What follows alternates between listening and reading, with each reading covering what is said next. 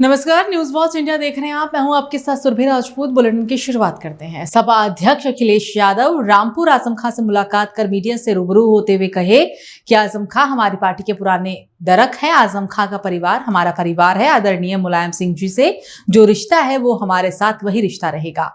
आदरणीय आजम खां साहब के साथ जो हुआ वो भारतीय जनता पार्टी ने जुल्म किया है। भारतीय जनता पार्टी हमारी पार्टी हमारे लोगों और आमजन लोगों पर जुल्म कर वर्ल्ड रिकॉर्ड बनाना चाहती है। आजम खां साहब के साथ मिलकर 2027 का चुनाव लड़ेंगे और जीतेंगे। मैं आज अभी आपसे बैठ कर के स्वास्थ्य को लेकर के और उनका हालचाल ले रहा हूँ। और आदरणीय आजम खां साहब वो बहुत पुराने नेता हैं। पुराने नेताओं की बात ही कुछ और है, पुराने लोगों की बात ही कुछ और होती है। ये हमारी पार्टी के दरख्त हैं। इतनी गहरी जड़ें और उतना ही गहरा उनका साया भी हम लोगों के साथ हमेशा रहा है। और ये बड़ी लड़ाई है, उसमें हम सब लोग मिलकर के लड़ेंगे। उनका स्वास्थ्य अच्छा हो, उन्हें न्याय मिले और शायद देश के इतिहास में और पॉलिटिकल कैरियर के इतिहास में पता नहीं भारतीय जनता पार्टी कौन सा गिनीज वर्ल्ड रिकॉर्ड बनाना चाहती है, कौन सा वर्ल्ड रिकॉर्ड की पॉलिटिकल परिवार आदरणीय आजम खां साहब पे सबसे ज्यादा केस लगे। कोई अगर दूसरा परिवार ऐसा हो जहां पर केस लगे, उनके ऊपर है गलत केस लगे, उनकी पत्नी पर बेटा अब्दुल्ला और उनके परिवार के और जितने भी साथी रहे, उन सब पर इस सरकार ने झूठे मुकदमे लगाए हैं। और इतना तकलीफ परेशानी किसी को नहीं पहुंचाई गई होगी जितनी आदरणीय आजम खां साहब और उनके परिवार को पहुंचाई गई है। ये कोई वर्ल्ड रिकॉर्ड बना रही है भारतीय जनता पार्टी। और अगर गिनती के हिसाब से हम लोग हिसाब किताब लगाएं तो हो सकता है Guinness book of world record में भी ये नाम आ जाए परिवार का कि सबसे ज्यादा झूठे मुकदमे अगर किसी परिवार पर एक पर लगे तो वो आदरणीय आजम खां साहब।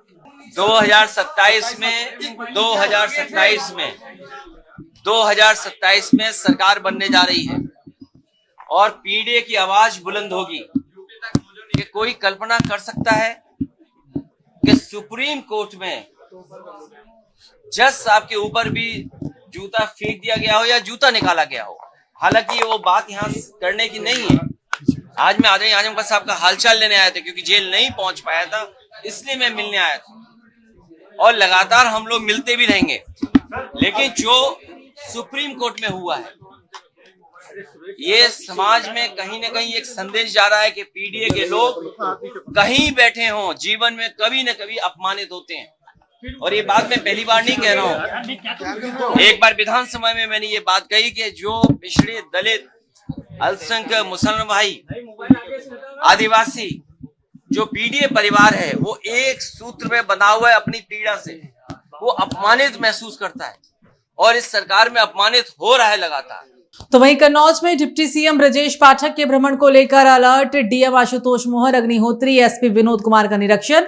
ठटिया के खैरनगर स्थित कार्यक्रम स्थल पर हेलीपैड से पहुंचे अफसर सुरक्षा व्यवस्था की समीक्षा कर जरूरी दिशा निर्देश दिए। सीओ तिरवा कुलवीर सिंह के साथ ड्यूटी स्थलों का भी निरीक्षण और चेक किया। मंत्री असीम अरुण के पिता श्री राम अरुण की पुण्यतिथि में शामिल होने के लिए गुरुवार को डिप्टी सीएम पहुंचे थे। सामुदायिक स्वास्थ्य केंद्र पीएससी के उच्चकृत का भी उद्घाटन करेंगे। डिप्टी सीएम के भ्रमण की सभी तैयारियां समय से पूरा करने के संबंधित अधिकारियों को दिशा निर्देश जारी किया गया था। तो वही कन्नौज में नगर पंचायत के विकास कार्यों में बाबू का अड़ंगा देखने को मिला। सभासदों ने कलेक्ट्रेट पहुंच ठेका कर्मचारियों पर गंभीर आरोप लगाए। वार्ड में होने वाले जनहित कार्यों में बाधा डालने का आरोप लगाया गया। फर्जी बिल लगा, लाखों का भ्रष्टाचार करने का आरोप। ठेके पर तैनात दोनों बाबू को हटाने की सभासदों ने मांग उठाई। समधन नगर पंचायत में तैनात बाबू रफी और विवेक पर आरोप। डीएम ने जांच कर उचित कार्रवाई का आदेश दिया। तो बसपा की महारैली 9 अक्टूबर को लखनऊ के काशीराम स्मारक स्थल पर होने जा रही है। आपको बता दें कि रैली में बदायूं जिले से लगभग 6 से 8 बसें प्रत्येक विधानसभा में शामिल हुई। बसपा सुप्रीमो मायावती इस रैली को संबोधित भी करेंगी। रैली का उद्देश्य बसपा अपनी ताकत का प्रदर्शन करना चाहती है और आगामी चुनावों के लिए अपनी तैयारियों को मजबूत करना चाहती है। भीड़ की संख्या, पाठक का दावा है कि इस रैली में 5 लाख से भी ज्यादा समर्थक जुटेंगे। व्यवस्थाएं रामाबाई रैली स्थल पर कार्यकर्ताओं और समर्थकों के लिए रुकने और भोजन का इंतजाम किया गया, साथ ही पार्किंग की व्यवस्था भी नजदीक में ही की गई थी। जनपद बदायूं हमेशा कोई भी कार्यक्रम हुआ है बढ़ चढ़ के हिस्सा लिया है। इस बार भी माननीय बहन कुमारी मायावती जी हमारी नेता हैं, उनके आह्वान पर मानवर श्री काशीराम साहब, जिन्होंने इस देश के अंदर बहुजन समाज पार्टी गठन करके वो दबे कुचले समाज के लोगों को राजनीति करने का मौका दिया, ऐसे मसीहा का प्रमाण दिवस है। तो हम सब लोग सेक्टर से लेके बूथ से लेकर पूरे जनपद से पूरे उत्साह के साथ सभी कार्यकर्ता अपनी व्यवस्था के साथ इकट्ठे होकर के लखनऊ में मानवर काशीराम साहब को श्रद्धा सुमन अर्पित करने जा रहे हैं। मैं आपको एक बात बताना चाहता हूं संख्या के मामले में कि आपको लखनऊ कल आपको पता लग जाएगा कि जनपद बदायूं की तैयारी क्या थी और पूरे प्रदेश की तैयारी क्या थी। बहुत बड़े पैमाने पर लखनऊ के अंदर कहीं पे आपको किसी होटल में कमरा नहीं मिलेगा, किसी होटल पे खाना नहीं मिलेगा, किसी भी सड़क पर कोई जगह नहीं मिलेगी। ऐसी महारैली बहन कुमारी मायावती जी के नेतृत्व में होने जा रही है। सहारनपुर में बहुजन समाज पार्टी यानी कि बसपा संस्थापक मान्यवर काशीराम के परिनिर्वाण दिवस के अवसर पर आगामी 9 अक्टूबर को लखनऊ में आयोजित होने वाली महारैली के लिए बुधवार को जिले से पार्टी कार्यकर्ताओं का पहला जत्था लखनऊ के लिए रवाना हुआ था। जिले की 6 विधानसभा क्षेत्रों से भारी संख्या में कार्यकर्ताओं ने उत्साहपूर्वक लखनऊ की ओर कूच किया और इस मौके पर नेशनल कोऑर्डिनेटर रणधीर सिंह बेनीवाल, मंडल कोऑर्डिनेटर डॉक्टर मेघरा जवारे, नरेश गौतम, जिला अध्यक्ष जगपाल समेत और भी कार्यकर्ता मौजूद रहे। तो वहीं सुल्तानपुर में बीती रात दुर्गा पूजा विसर्जन शोभा यात्रा देखकर लौट रहे लोगों को अज्ञात वाहन ने टक्कर मार दी। इस घटना में जहां 2 सगी बहनों की मौके पर ही मौत हो गई, तो वहीं करीब आधा दर्जन लोग घायल हो गए। घायलों को इलाज के लिए अस्पताल भिजवाया गया, जहां पर हालत गंभीर देख 2 लोगों को लखनऊ रेफर कर दिया गया। मृतक बच्चियों का शव पोस्टमार्टम के लिए भेज दिया गया है। साथ ही पुलिस विधिक कार्रवाई में भी जुटी हुई है।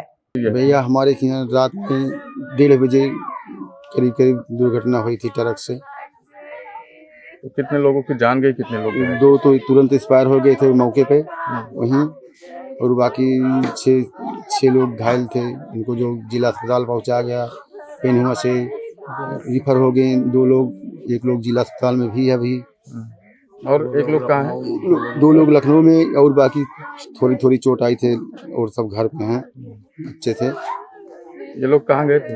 ये मेला देखने गए थे, मेला देख के लौट रहे थे, घर आ गए थे करीब में थोड़ा दूर। पुलिस प्रशासन आपका सहयोग किस तरीके से रात में? पुलिस और प्रशासन तो इस समय तो ये कर ही रही है भाई, आई है मौके पे, ले गई है, सब कुछ कराया, पोस्टमार्टम कराया, वो करा, सब जमा करा दिया।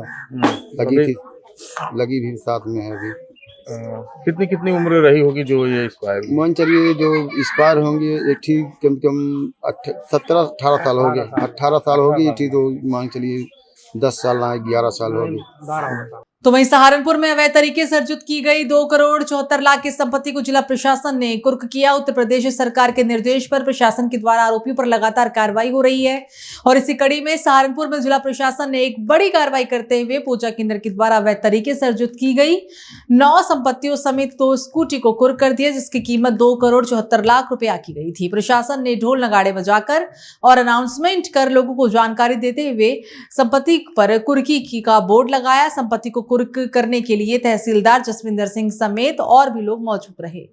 तो वहीं सहारनपुर में करवा चौथ के त्योहार को लेकर बाजारों में इस समय खासा रौनक देखने को मिल रहा है। महिलाएं पति की लंबी उम्र की कामना करते हुए मेहंदी लगा रही हैं और पूजा की तैयारियों में जुटी हुई हैं। उनका कहना है कि व्रत पति की दीर्घायु और सुखी दाम्पत्य जीवन के लिए किया जाता है। महिलाएं पूरे दिन निर्जला व्रत रखती हैं और रात में चांद देकर पूजा कर व्रत खोलती है। इसी बीच मौलानाओं ने कहा कि मुस्लिम धर्म में गैर महिला को मर्द के द्वारा छूना, चूड़ी और मेहंदी लगाना जायज नहीं है, ये शरीयत के खिलाफ है।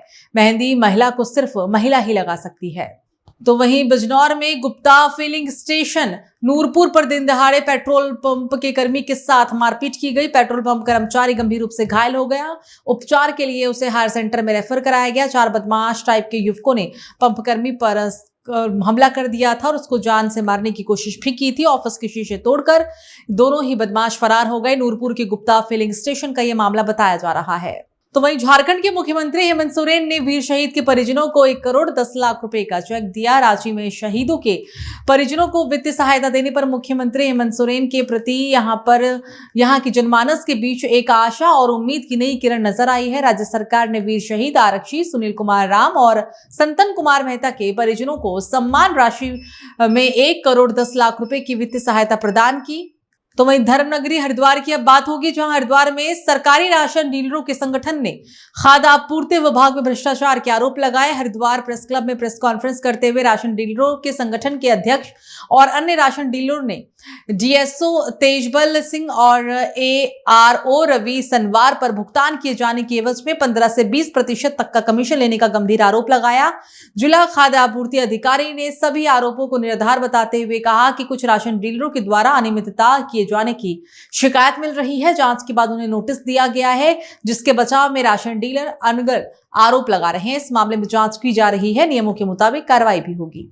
तो कुंभ मेला 2027 के लिए हरिद्वार में किए जाने वाले निर्माण कार्यों की शासन के अधिकारी भी अब मॉनिटरिंग करने में जुट गए हैं। सिंचाई सचिव जुगल किशोर पंत ने बुधवार को हरिद्वार पहुंचकर सिंचाई विभाग के द्वारा कुंभ मेले में कराए जाने वाले निर्माण कार्य और रीडेवलपमेंट योजनाओं का स्थल निरीक्षण किया। अधिकारियों की टीम ने हर की पौड़ी के पास मालवीय द्वीप, कागड़ा घाट और महिला घाट और सुभाष घाट के पास प्रस्तावित कामों का निरीक्षण भी किया। दरअसल 2027 में कुंभ मेले का आयोजन होना है, जिसके लिए लॉन्ग टर्म के निर्माण कार्य भी शुरू हो चुके हैं।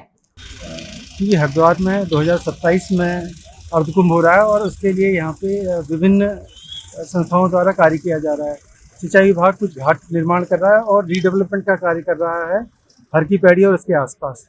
तो आज उसका निरीक्षण किया है, यह सुनिश्चित करने के लिए जो निर्माण कार्य है वो अच्छी गुणवत्ता युक्त हो, एस्थेटिक्स पूरी हो और लोगों को गंगा स्नान का पूरा लाभ मिल पाए। तो चले बुलेटिन में फिलहाल मेरे साथ इतना ही। आप देखते रहिए न्यूज़ वॉच इंडिया। नमस्कार।